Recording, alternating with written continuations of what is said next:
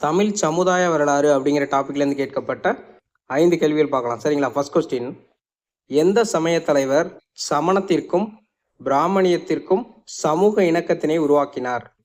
ஹேமச்சந்திரா அப்படிங்கிற தலைவர் தான் இதை உருவாக்கியிருப்பார். சமய தலைவர். சரிங்களா? இவர். இரண்டாவது கேள்வி, சங்கம் என்ற சொல் எதை குறிக்கிறது?